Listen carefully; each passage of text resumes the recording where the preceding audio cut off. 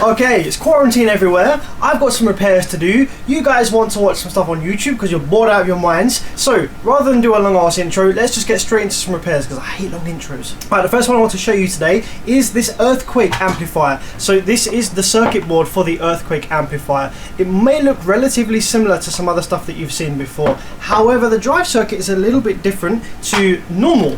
This is the output driver board, and there's no output, there's no like drive IC as such, like there's no IRS21844S, there's no 2010S.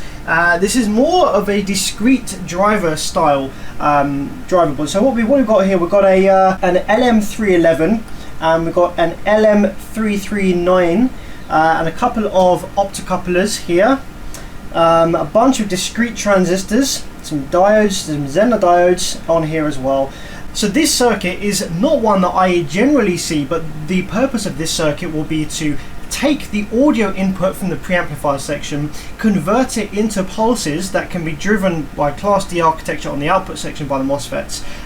So that's what's going on here, just a slightly different way of doing it. Once the pulses have been generated for high side and low side Class D architecture, that is then passed on to the drivers here. These are driver transistors, so this circuit doesn't contain any parts that can directly drive the MOSFETs because that's quite taxing. So we need some slightly beefier parts to do that, and these step the drive up through various different ways, and then eventually the drive output goes to the gate of the high side and the gate of the low side. Now originally, I have changed these were originally TO220 package parts. However, I did not trust them. The amplifier actually came in with a dead output section, so you can see here this is where the output MOSFETs go. It just used one bank of low side, one bank of high side. You can see here we've only got one output inductor, so for every section of output you have an inductor. Some amplifiers you'll see there's 4 inductors. That means that there are 4 separate little amplifiers on the same circuit board that are all parallel together after the inductors. And so if the number of inductors you have is the number of separate high and low banks you'll have. It's like having 4 little amps on the same board, but this is literally just one single amplifier on the same board. So that's why we only have one set of low side and one set of high side, 5 FETs in each. And the FETs that this amplifier was using was IRFP260N, so I've got a whole bunch of these ones here, brand new. Now the thing that I wanted to show you about this amplifier which threw me off is how the drive circuit deals with low side drive with the FETs removed. If you watch any of my videos or my live streams, and you have been for a while, you will know now that one of the things that I like to do when I am repairing an output section is I'll remove all of the output MOSFETs, and then I will power the amplifier up with no MOSFETs in, and I will check to see the shape of the drive wave on the low side gate. So usually most of these amplifiers, without any output MOSFETs in, you will only get a square wave generated on the low side gate, and that rides along negative rail. And you can look at the shape of the wave to dictate the health status of the drive circuit before you go and load new MOSFETs and risk blowing them straight away. So usually one of two things will happen if you try and power the amplifier without MOSFETs in the output section. The first thing that is the most common is when you are probing the low side gate, you will see a little square wave around about 1 kHz on the low side gate riding along negative rail, and that's usually a good sign. You won't ever see anything usually on the high side gate. Some amplifiers you will see a little square wave that rides along 0 volts, but most cases you won't see anything. The second most common thing to happen is you don't see any square wave at all on the low side gate until you apply a signal into the RCAs. Some of these output driver sections need, they don't oscillate by themselves without the MOSFETs in there at all, and you do need to feed it with a signal. And then once you feed it with an RCA signal, you will see the same frequency that you're inserting as a square wave on the low side drive reference negative rail. So if you feed it with 40 Hz, you'll get a little 40 Hz square wave riding along the negative rail. This amplifier didn't do any of those things. I'll show you what this one does. So I'm just going to throw my oscilloscope probe in the low side gate, which is one of these ones here, and take a look at what we see on the scope screen. So let's fire up. Okay, amplifier has come on fully. It's drawing 1.3 amps at idle with 12.4 volts worth of input. Now as you can see here, we have this which is negative DC voltage. I'm going to release the remote, watch this bump down. See? So negative rail voltage on this amplifier is negative 76 volts at idle with 12.4 volts worth of input, and on the gate we have 66. So that means that the gate is fully on. So the circuit is basically trying to turn the MOSFET fully on. It's like just, so if you think about the low side MOSFET, the source is its kind of ground, and any voltage above source, once it gets to a certain point, usually about 3 volts, the MOSFET will turn on like a switch, like a relay. So think of the MOSFET like a relay. So with the pin number 3, the source being ground, any voltage above the turn on voltage of the MOSFET on the gate will cause the MOSFET to switch on and allow current to pass through from drain to source or source to drain. So in this case, with the gate being 65 volts and the source being 75, 76 volts, we've got like 11 volts there sitting on the gate, which is trying to turn the MOSFET on fully. Now this isn't completely unheard of with an amplifier like this. Usually what this means is that the amplifier is self-oscillating, which means that when it detects, so when the amplifier fires up, it will turn on the low side, and then when it detects that the low side has turned on, it immediately starts to drive the high side, and it creates a self-oscillating environment with switching frequency, etc. So with no MOSFETs in there, the circuit is trying to turn on the low side MOSFET to detect that it's turned on, to then create self-oscillation, which is not happening because there's no MOSFETs in there. So having the MOSFET turned on fully is not an issue here.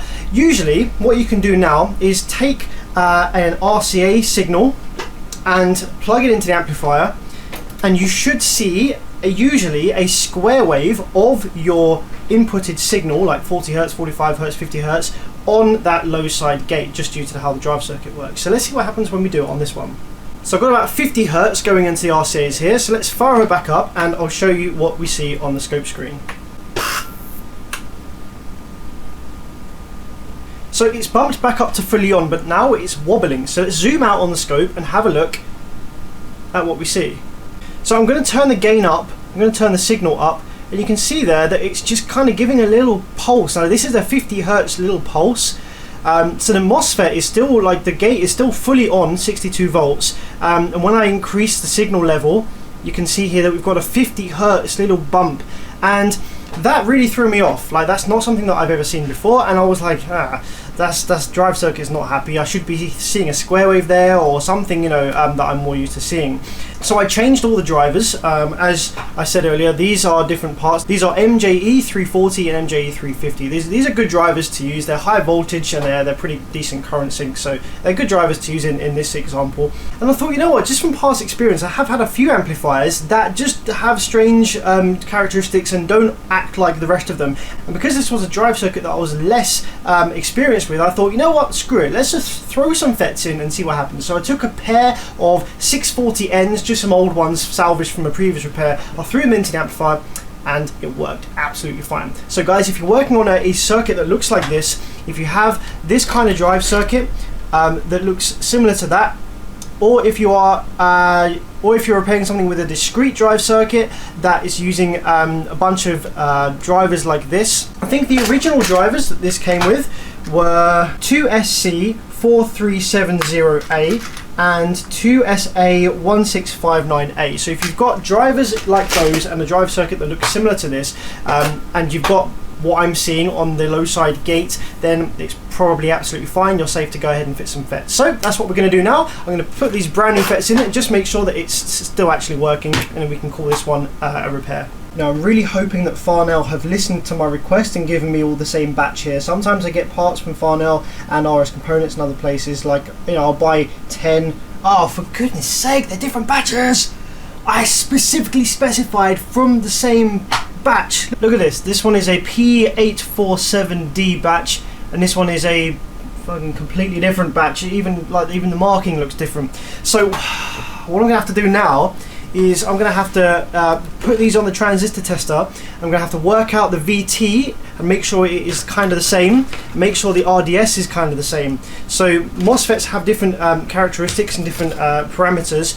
So the most important one, when you're running MOSFETs in parallel like this, where you have like 4 in the low side that are all in parallel off the same gate drive, the VT needs to be the same. The VT is the point, the voltage point, where the gate turns the FET on. So if one of the MOSFETs in parallel turns on before the one next to it, or another one in the same parallel bank, then while that one is turned on, the other one will backfeed it, and they just run really hot. They don't like it. They need to turn on at the same time. So that's why you're meant to have all the same flipping batch. So So we've got 5 of each batch, which is not ideal. I'd like to have them all the same. However, what this means is that I can run one batch in the low side and one batch in the high side, and the differences, if they're small, will not be a problem. But let's just check on the transistor tester, just out of pure interest. Okay, so this batch we have a VT of 3.8, so that means that with 3.8 volts on the gate reference to source, this MOSFET will switch on. 0.2 RDS, that's nice and low. It will actually be lower. We obviously have test lead resistance to take into account, but as long as they're all the same, we're keeping the tester the same, so it's a common factor, controlled factor. So let's try this other batch now, this 815P. And be careful not to hold it while you're testing it, because your static can actually change the parameters while it's reading it. 3.9, okay, so we're 0.1 of a volt out. That's actually fine within tolerance. You can have FETs in the same batch that are, the tolerance differences by 0.1 of a volt on the VT, and the RDS is the same. I'm happy with that. Let's throw them in the board now.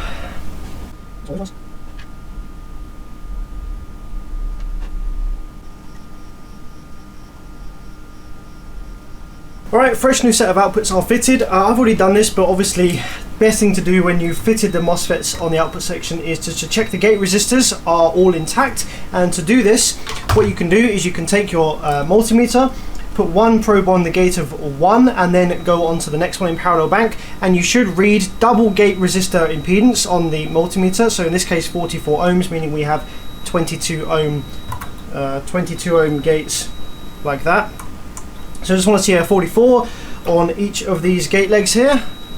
So let's fire it up and show you that despite having no gate drive on the low side with no FETs in, this is actually working perfectly fine, he says. And for this test, we're going to probe low side drain, which means that we'll see the nice big output square wave from the low side. I'm going to bring the input voltage down a touch from 13 right down to about 10. It just makes the rail voltage lower, which means it's a slightly safer first power up. If anything is wrong with the amplifier, less damage will occur. And I'm only letting about 4.7 amps pass into the amplifier for this test. So keep an eye on the scope in the top left hand side of the screen for a big square wave. Ooh. Okay, so no square wave. That looked a little funky. I imagine that could be because this amplifier needs to be kick-started either with having a load on these speaker terminals or having some RCA signal fed into the amplifier. So I'm just going to do that again and power it up and make sure nothing's getting hot on the board, and then if everything's staying cool, I mean, it was only drawing I think 1.2 amps just then with that funky looking wave on the low side drain, so I think that's probably fine. So 1.2 amps. So I think this amplifier, as do many, just needs kick-starting. It either needs a load on the speaker terminals, and this is one of the reasons why it's not a good idea to run Class D amplifiers for a long period with no load attached, because some of these circuits do like to use the speaker connected to complete part of the feedback loop, or just to it changes the circuit slightly, and it helps self-oscillation occur. So I'm just going to take a little resistor here. There's a 4.7 ohm resistor. I'm going to throw this across the speaker terminals. If not, we might need to kickstart the circuit with a little bit of signal. Some amplifiers do need that. Okay, still nothing. So I'm going to increase the voltage slightly from 10 volts up to 11.5, just in case it needs a little bit more voltage to get started. Nope. So the last thing then is to take an RCA signal and kickstart the amplifier that way and see if that's the case. If that doesn't work, then we have potential drive circuit issues still, which is very strange. So like I said before, I did actually hook up just a pair. So what I did before, so you don't actually have to use the original MOSFETs when you're testing the amplifier like this and seeing if the circuit's okay. You can use different model MOSFETs that are lower current, for example, to test that the amplifier is working fine. So I had some 640Ns, which is actually a TO220 package, slightly smaller. I put one in the low side, one in the high side, and the amplifier came on and oscillated perfectly fine. So the amplifier has, the potential to work fine. I just want to find out why it's not self-oscillating by itself just yet. I've taken the 4.7 ohm resistor out of the speaker terminals because we're going to be feeding signal in now, so I don't want to burn that resistor up with power from the amplifier. Here we go. No, it just needed a bit of signal. So yeah, as with many amplifiers, this one needs kick-starting with a little bit of RCA signal to get it up and running. Now what is interesting, let's take another look at this, because this was one of the reasons that I decided to go ahead and start playing with the drive circuit in the first place. When this came in, it had dead output FETs, and I removed the dead ones. It had like 2 dead output FETs, and so the rest of them remained fine. So one thing I always do is I power it up first with the FETs that survived in, because they're toast anyway, I'm going to throw them away anyway. I power it up just to see whether the drive circuit survived, using the FETs that survived from the issue. And when I powered it up, I noticed that the wave on the low side drain did look like this. So this is the wave that I saw on the low side drain, and I thought, that's a bit stanky. That's not looking too good, is it? It's got like a, I'm not used to seeing this big dip on the low side drain here. So I then went ahead and I probed the low side gate. I'm just going to do that for you now, and I think it'll probably be the same as what I saw. Yeah, this is what I saw on the low side gate, and I was like, oh damn, that is hella stanky.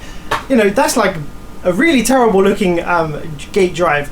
So I was like, oof, must have drive issues there. We aren't drawing much current from the power supply. We're only drawing like 1.5, 1.8 amps at idle, which is absolutely fine. Nothing's getting hot here. We do have a wave on the output, but I was like, I can't imagine that is actually how it's supposed to be. So I replaced those drivers with MJE 340 and 350s, and then when I put the 640 ends in, I didn't have that weird shape on the low side drain, so I was like, well, that's fixed it. But what it could be that this is just a really poorly designed, poorly optimized circuit. I wouldn't put it past Earthquake. This is a terrible amplifier with really poor marketing, so I reckon that this actually is just a really crappy amplifier, and that's just how it's supposed to be. And one more thing I want to do is just look at the shape of the sine wave. The drive and everything looks kind of janky with all those spikes everywhere. I want to see whether that translates to the output sine wave. So let's go ahead and just probe the output terminal here. Here we go. Okay, so as you can see here, the amplifier draws 1.5 amps idle. As I increase the amplitude of the output, the current draw from the amplifier goes up, which is not something that should really be happening. You can see here we've got clip point, which is just here, and the current draw actually goes up considerably. This is not something that I'm very used to seeing whatsoever. The amplifier should stay drawing the same amount of current from the power supply regardless of input signal level. So that then leads me to perhaps believe that we either have a shorting output inductor, or we have a bad filter capacitor on the output side here. So one other thing I did notice about this amplifier was when it came in, these capacitors here, these will be filtering after the inductor, getting rid of spikes and stuff. One of these was bad. I replaced this capacitor here. These other ones, they didn't look bulged, so I decided to leave them as were. However, I'm wondering whether one or more of these capacitors is actually leaking slightly, and that's why we're getting current draw when we apply a signal. So whenever we've got current draw, it means that heat is being generated somewhere on the board. So I'm going to go ahead and take my thermal imaging camera and point it at areas on the output section that I think might be an issue, and we're going to see if any of these capacitors here are heating up as we apply a signal. See here, the high side FETs are actually starting to heat up, which is not ideal, but we do have current draw, so that might be the problem here. Let's keep playing with this and see what we find. I think the low side are heating up a little bit as well. So the output FETs are all heating up a little bit, which means that there is a load on the outputs. Yeah? So if the output FETs are heating up, it means that there's a load on the output. So what I'm going to do first is I'm actually going to take away the input signal completely, and I'm going to run the amplifier idle for a couple of minutes and monitor the heat. And if the MOSFETs stay cool on the output section with no signal going in, then that tells me one thing. If I then apply a signal and they start to heat up, then I know that they're getting hot simply because of something which is causing a resistance on the outputs, maybe a leaking cap. So okay, so let's get rid of the signal. It's such a janky wave, and let's go ahead and take a look at the FETs. So 1.5 amps on idle. On the high side FETs we've got 23 degrees, and the low side FETs we've got like really cold, like 21, 23 degrees. So I'm just wanting to make sure that they don't continue to get any hotter with idle here with no signal. Looking good, and actually cooling down. So yeah, no heat is being generated on idle with no signal applied. So now what I'm going to do is I'm going to turn the signal up and going to see what gets hot apart from the MOSFETs. Got 32 degrees on this middle FET. So I'm going to increase the signal now, and I'm going to see whether any of the capacitors or anything get hot. So let's increase the current. So the current is going up from 1.5, 1.6, etc. I'm going to keep an eye on these FETs. I don't want them to be getting too hot. There's a little bit of heat in these filter capacitors actually. So these remaining filter capacitors that weren't changed because they seemed okay, there's a little bit of heat going into those. Specifically this one.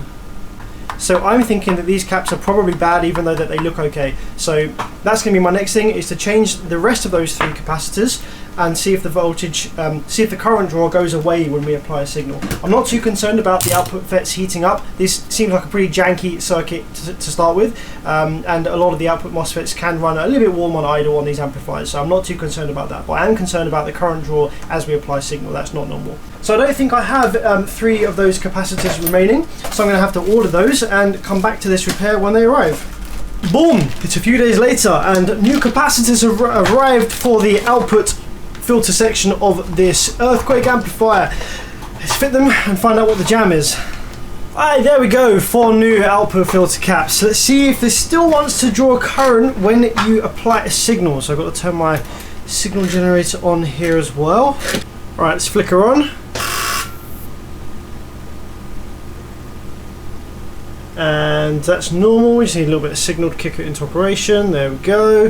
1.5 amps being drawn. And now we're going to increase the signal and see if the current draw goes up again. So 1.6, and as I increase the signal, yeah, so the current draw does actually go up. And interestingly enough, if we look on the scope screen, we can see that the shape of the wave actually doesn't look too great when it's in signal like this. You see how we get these big spikes on the top. I'm not too happy about that personally, but that is the only thing that this amplifier has done so far. The drivers run pretty hot, like 45 degrees. Maybe I'll put the old drivers back in. Then the annoying thing is, this is the first of these sort of styled circuit type with these drivers that I have worked on, so I don't know for sure whether this is the right shape wave or not. Okay, original drivers are back in. As we can see, this was the original drivers. That one's a bit sideways there, but whatever, it doesn't matter too much as long as they're nicely soldered in, which they are. I don't think it's going to make a difference, but let's see.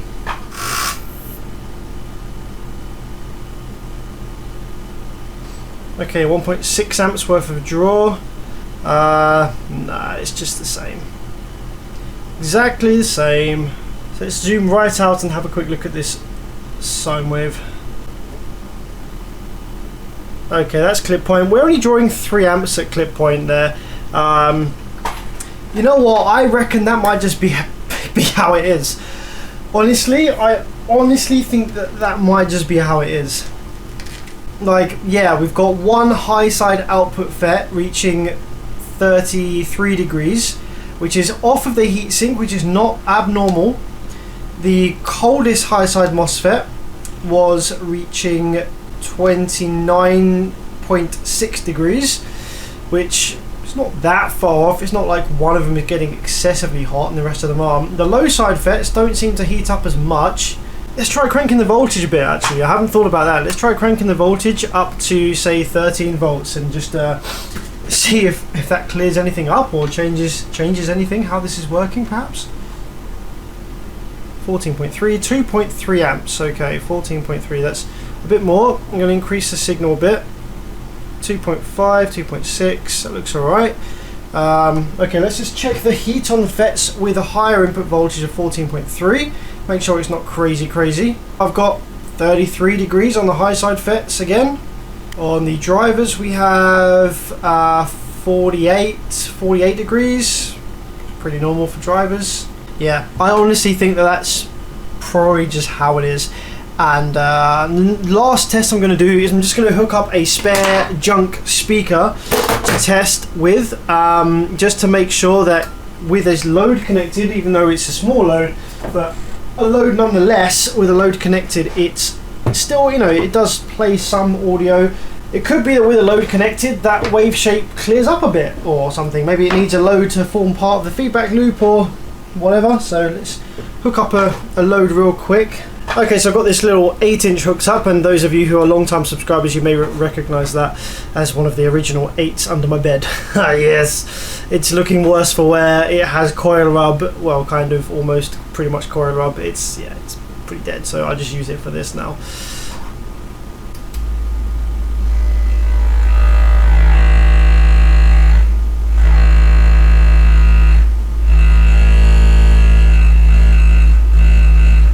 Yeah, I mean, it sounds pretty good to me. It sounds like any other amplifier does on the outputs. So, sine wave is clean.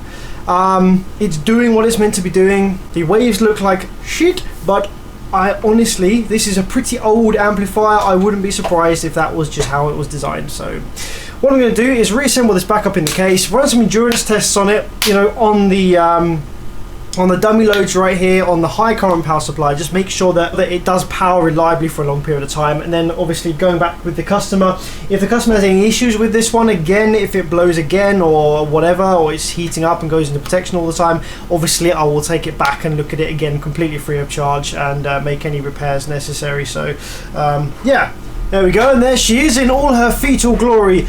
Now, one thing, the freaking answer to all my questions with this amplifier was written on the front of the case. Look at this. Regulated pulse width modulated monoblock class J. Do you know what that means? That means that the shape of the output drive wave is regulated. It's like a regulated power supply. If ever you worked on a JL Audio / series amplifier, for example, or any other amplifier that has a regulated power supply, if you probe the power supply MOSFET drain, you will see that same kind of wave where it kind of goes up into a square, then you got this downward spike and it comes back up again. That is it being regulated. That's basically it, sort of adjusting duty cycle so that it's not actually putting out, like, it's not going full duty cycle at all times. And that's actually what this thing was freaking doing on the output section. It's just like I've never seen an amplifier do this on the output FETs. Like the regulated circuits that I've always seen have been regulated power supplies, not regulated output section. So basically what it's doing is, until you start turning the signal up or until it starts drawing current, that square wave, that output wave won't start looking properly square until it's either getting some signal or it's passing some current. So yes, and that will also potentially explain why the current draw goes up as we increase the signal level, because as we increase the signal level, the duty cycle is increasing, therefore drawing more current as the output FETs are staying on for longer. Sometimes it just helps to read the freaking amp case. But even so, I'm not too sure I like this circuit design. And it's also a piece of, what the freaking hell is this all about, Earthquake? Look, you're not getting away that easy. What's this all about? 99% efficiency. I'm sorry, what? Come again? 99% efficiency. Bruh, if you can produce a Class D amplifier that's 99% efficient, back in, when was this produced? I don't know. A freaking long time ago anyway, then, my friend, why is Earthquake not on top of the audio game now? Why haven't they got a 100% efficient amplifier? Like, come on, man. If you can get 99% efficiency from all that time ago with this jank-ass circuit, then I'm sure you can squeeze an extra 1% out of it by now. That is some shit if I ever saw it. So, okay, to summarize then, in my opinion, amplifier circuit is still a little bit junky, okay? I don't like it. I don't like what it's doing. I don't trust it. I don't like how the outputs heat up unevenly. But this is definitely how it is designed to work. Now, especially after seeing that written on the front, I can confirm that this is how that is supposed to work. Do I like it? No. Do I trust it? No. Do I appreciate the bullshit marketing on the front? I mean, this also says 10,000 watts on the front as well. And we all know that's a bunch of junk, isn't 10,000? Alright then, mate. However, for its age, for its time, it probably was not such a bad thing to have. See, that's the thing. I'm not old school, you see. I'm not old school. I learned amplifier repair on flipping Brazilian full bridge. I learned amplifier repair on Banda Viking amplifiers. So I started like at the wrong end. I haven't had all this kind of background in amplifier repair from all the old school stuff from back in the day and all that jazz, you know. I started right up with the modern stuff, and that's why I prefer repairing Class Ds to Class AB, just because I know them better and it's what I learnt on them.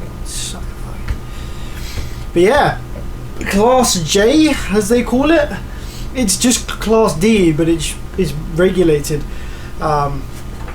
So Class J probably being a marketing term, but I'm sure you're welcome to correct me on that. I believe that's probably just a marketing term. But yeah, hopefully you enjoyed that, and if any of you were already aware that this was a modulated, regulated Class D, then I'm sure that you were giggling and chortling along all the way through, being like, he doesn't know what he's talking about.